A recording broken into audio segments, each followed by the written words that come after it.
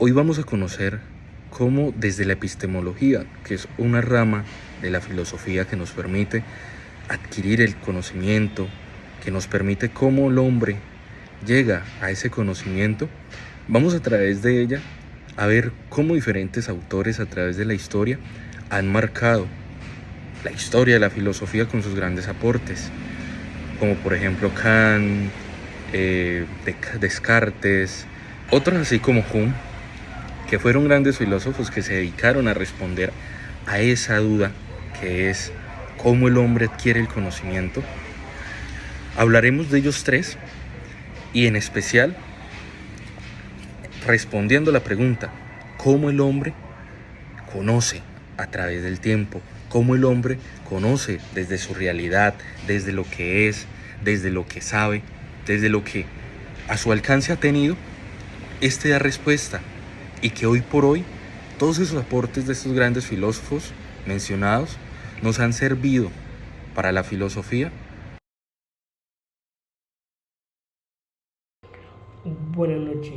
En este pequeño video nos centraremos a hablar acerca de cómo conoce el ser humano, cómo es el proceso de conocimiento del ser humano, en lo cual lo hablaremos de una epistemología netamente campesina, con una línea basada sobre esa mirada empirista, en lo cual nos centraremos en uno de sus grandes representantes, como es David Hume, que postula sobre su maga filosofía, lo que tiene que ver entre la experiencia, el sentido y la ley que tiene el conocimiento, ¿no? Entonces lo que se le llama en su postura la experiencias que a veces son netamente innatas en el ser humano y algo otras no lo son, ¿no? Entonces pues vamos a hablar acerca de eso, cómo un hombre campesino tiene esa capacidad de conocer las cosas de un hilo netamente muy suavecito y a la vez tan transparente para él o los seres que están con él, ¿no?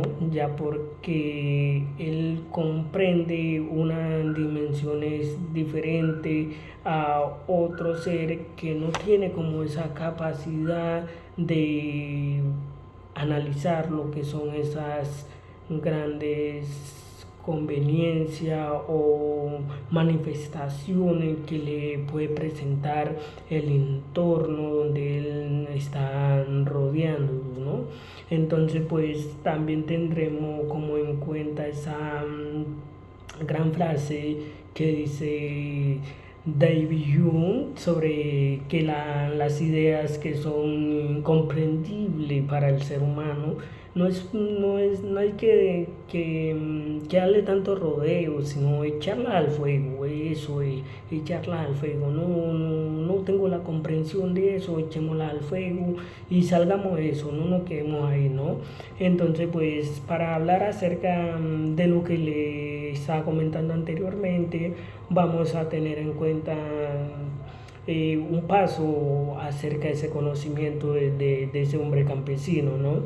Que ese hombre campesino primero debe de poseer una impresión del objeto que se le está manifestando al campesino. Después de esa impresión, él va a tener una experiencia y luego esa experiencia es donde él contrae la idea del objeto manifestado. Analicemos un campesino que se encuentra en un río, ¿no? Tiene un anzuelo, está pescando, necesita buscar su sustento, necesita sobrevivir, eso es más que todo lo que puede ser esa conllevación de las impresiones sobre el sentir, el oír, el sentido del amar, el sentido del odio y todas esas cosas, ¿no? Entonces este campesino siente por medio de su anzuelo una vibración netamente muy sutil, pero ese campesino tiene esa impresión que cuando un pez agarra el anzuelo y lo arrastra hacia el nivel del agua, al caudal, de una manera muy sutil, él tiene como esa capacidad de analizar esa impresión que está sucediendo en ese momento sobre su eje, que él se encuentra, ¿no?, en ese río.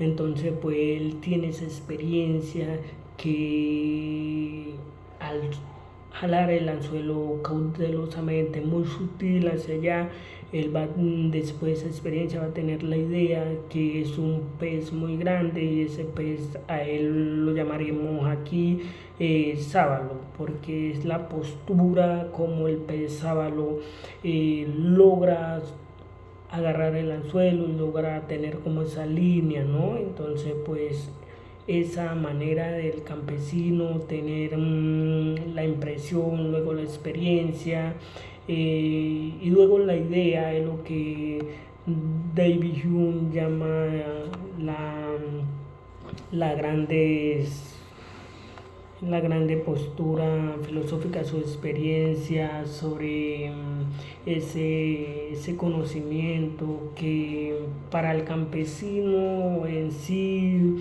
la idea del campesino no es algo que está innata en él, sino que más que todo lo innato es lo que posee, son sus impresiones, su manera de analizar esa pesca, ese momento. Entonces pues ya cerrando esto para que mis compañeros prosigan con otros grandes filósofos que a continuación ellos mencionarán, pues dejamos esta gran desconocimiento, esta epistemología campesina sobre el pescar de un sábalo, le llamarían, ¿no?, también. Bueno, entonces veamos otro autor como lo es Descartes o René Descartes, un filósofo del siglo de oro neerlandés que data más bien del siglo XVII. Este filósofo tuvo la misión de querer conocer cómo el hombre llega al conocimiento, cómo a través de la idea, desde la experiencia, desde muchas situaciones, se preguntaba y adquiría el conocimiento que hoy por hoy tiene. Vemos también que René Descartes buscaba analizar nuestra capacidad de conocer para así determinar nuestros límites y saber hasta dónde podemos llegar, hasta dónde el hombre, el ser humano, está tan capacitado o tiene todas sus facultades para llegar a más conocimiento. Hoy por hoy, el conocimiento se ha expandido de una forma innumerable, que si estuviera Descartes aquí con nosotros, él diría, han avanzado mucho. Y podemos decir que puede ser por los aportes que grandes filósofos como él, Kant, Hume, hicieron para la humanidad, que dan la idea de cómo conoce el hombre. Entonces, lo que buscaba era analizar, Descartes buscaba era analizar cómo llega al conocimiento y cuáles eran sus límites que él tenía y hasta dónde él podía llegar a conocer. Pero hemos visto que fue traspasado. Quién sabe, dentro de 50 años o 100, cuánto más el conocimiento va a ir avanzando. Por eso, el conocimiento para Descartes es una representación de la mente humana de lo que está afuera. Son las ideas que nuestra cabeza puede recibir de lo que nosotros por nuestros sentidos vemos. Por eso él dice más adelante, que lo veremos, que los sentidos no nos engañan, los sentidos no nos equivocan. Si yo veo que el árbol es verde, frondoso, alto, grandísimo, pues ya me puedo hacer una idea de que el árbol es verde y que al otro lado donde yo vaya puedo encontrarme un árbol así parecido. Que el sol, por ejemplo, hagamos el ejercicio, el sol que quema a esta hora de las 3 de la tarde, si me quedo mucho rato en el sol, ¿qué me puede pasar? Me puedo quemar, me puedo insolar, me puedo enfermar, ¿sí? Y es un sol que hasta ahora yo no lo puedo mirar a los ojos, entonces yo ya tengo idea de cómo es el sol, que el sol es amarillo, da luz solar. Entonces son ideas que por medio del pensamiento nosotros vamos captando en nuestra mente. Lo que representa las cosas en nuestra mente son las ideas. Entonces lo hacíamos con el ejercicio del sol, de pararnos ahí, de sentir lo caliente que es, ya nos da una idea de lo que es. ¿Qué es el sol? Entonces ya hay una idea para nosotros que podemos transmitirle a otros. El sol es caliente. Si te paras afuera a las 3 de la tarde, te puede insolar, te puede quemar, te puede causar enfermedades en la piel. Entonces ya se hace una idea de lo que es. Para dedicar la idea es todo aquello que hay en la mente, como lo hemos dicho. Listo. Entonces ya después de haber conocido un poco cómo el hombre conoce y lo de la idea que es para Descartes, conozcamos un poco sobre los caminos que él presenta para poder llegar a ese conocimiento y no dudar.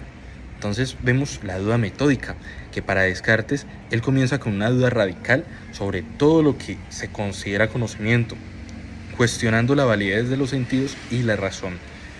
Descartes decía que los sentidos no nos engañan, lo que nosotros vemos con nuestros ojos, eso es lo que es, no es más. Si yo veo que el cielo está azul, hombre, pues está azul. Hay sol, no puedo decir pues, mientras está haciendo sol que está oscuro, no, porque eso sería una mentira. Está el cogito ergo sum, pienso luego existo. A través de la introspección, Descartes llega a la conclusión de que su propia existencia es indudable, ya que está pensando. Yo, que soy la persona que emito el pensamiento, que estoy haciendo el ejercicio de pensar, yo existo, ¿sí? Si yo no existiera, el día que este cuerpo, esta memoria de esta persona, de lo que yo soy, debe funcionar, hasta ahí existo, hasta ahí hay conocimiento. Luego vemos la razón como fuente de conocimiento, que para Descartes él la considera que la razón es la fuente principal del conocimiento principal, ya que permite distinguir entre lo verdadero y lo falso, entre lo que es y lo que no es. Otra forma de llegar al conocimiento son las ideas innatas. Descartes cree que ciertas ideas como la noción de Dios y la idea de la perfección son innatas, es decir, están presentes en la mente desde el nacimiento. Son ideas que no podemos dejar pasar de nuestra memoria. Luego hay otra forma que es la deducción y el razonamiento, que la utiliza la deducción y el razonamiento para llegar a conclusiones sobre el mundo y la realidad. Y hay otra que es la verdad como correspondencia, que la considera que la verdad se define como la correspondencia entre las ideas y la realidad. Y hay un último punto, que es el conocimiento claro y distinto, las ideas que son claras, las que no son, digamos, indudables, y las ideas distintas que no se confunden y no se parecen a las otras. Descartes requiere que el conocimiento sea claro y distinto para ser considerado válido. Entonces, esta es una panorámica de lo que ha hecho Descartes para dar una respuesta sobre cómo el hombre conoce, cómo el hombre a través del tiempo se puede dar ideas y esas mismas ideas los lleven a creárselas en la mente, conocimiento que le sirva a él para tener experiencia, para pensar, conocimiento que lo ayuda a dudar y adquirir nuevos pensamientos.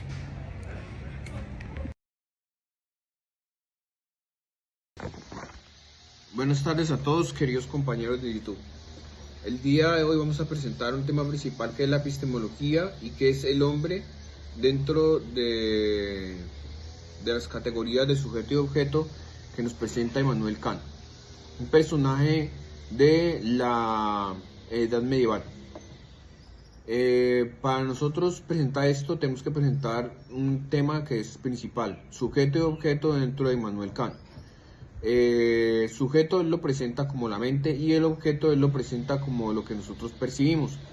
Ahora, él dice que hay unas categorías a priori como son el tiempo y el espacio y las categorías de la razón.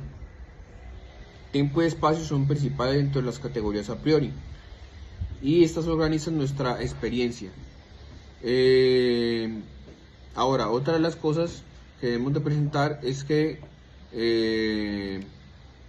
Él sugiere que aunque todos los sujetos existen de manera independiente, nuestra manera de conocerlos está influenciada por las estructuras mentales. Es decir, que la mente es, digamos, como el principio fundamental dentro del sujeto, y a este es el que debemos darle más prioridad o debemos darle más valor. Ahora, Kant sostiene que el conocimiento también necesita una representación pasiva de la realidad externa y no solo un proceso activo donde el sujeto juega un papel crucial al dar forma sobre el significado de la experiencia. Este enfoque es esencial para su crítica sobre el empirismo y el racionalismo, para su crítica sobre estos dos movimientos, ya que establece una nueva perspectiva sobre cómo conocemos el mundo. Ahora pasamos a otro tema principal, que es el siguiente. ¿Cómo podemos darle un ejemplo sobre esto de objeto y sujeto? Entonces, vamos a dar un ejemplo de la siguiente forma. Kant comparó su revolución filosófica con el giro copernicano. Entonces, el giro copernicano, él estableció un ejemplo sobre este de la siguiente forma. Así como el Sol, como los planetas giran alrededor del Sol, así los objetos giran alrededor del sujeto y no al contrario. Entonces, imaginemos que llevamos un telescopio mental para explorar la realidad y antes del giro copernicano creíamos que el mundo exterior se nos presentaba tal como era, sin la intervención de nuestra mente. Entonces, Kant da un giro a esta idea y sostiene que nuestra actividad mental interviene en la interpretación del conocimiento del mundo. Y nuestro telescopio mental no es pasivo, sino que más bien nosotros lo ajustamos y le damos forma según lo que nosotros vemos. Ahora, para Kant no somos simplemente el receptor de la información, sino que somos constructores activos del significado. Nuestra mente va organizando los datos o lo que nosotros percibimos según nuestras capacidades sensoriales y les da forma. Así como Copérnico cambió nuestra perspectiva astronómica, Kant nos invita a reconocer que el sujeto impone unas categorías cognitivas al material de la experiencia. Bueno, ahora pasemos a otro tema fundamental, que es el siguiente. Es sobre qué es el hombre y los cuatro principios fundamentales de qué es el hombre. El hombre es un ser dotado de razón y de moralidad, 1. 2. Está dotado de autonomía, 3. Está dotado de dignidad y respeto, y 4. Está denotado por limitaciones y misterio. Entonces, es un ser que está dotado de razón y de moralidad. Kant consideraba al ser humano como capaz de tomar decisiones autónomas, y la razón y la moralidad iban como principios como principios fundamentales. Ahora, autónomo, ¿por qué? Porque él enfatizó sobre la autonomía moral y creía que debíamos de actuar según estos principios éticos universales y no simplemente obedecer a las reglas universales. Dignidad y respeto. Para Kant, los seres humanos tienen una dignidad intrínseca y deben ser tratados con respeto, no solo como medios para un fin, sino como fines para un medio mismo. Y la limitación y el misterio, esto indica que el hombre tiene unas categorías que son secretas y que no se pueden develar, y es por esta razón que el hombre es un misterio. Ahora vamos a otro punto principal y el último, que es la cuarta pregunta de Kant sobre qué es el ser humano. Entonces, el ser humano está dotado de esas 4 cualidades, y hay unos 4 ejemplos sobre eso. Sobre la razón y la autonomía, cuando elegimos actuar según los principios éticos universales, en lugar de seguir las reglas externas, estamos ejerciendo nuestra autonomía racional. La dignidad y respeto. Cuando nosotros, por ejemplo, mostramos respeto hacia los demás y reconocemos su dignidad y su valor. 3. La moralidad y las reglas universales, por ejemplo, cuando nosotros decidimos no mentir, y no lo hacemos solo porque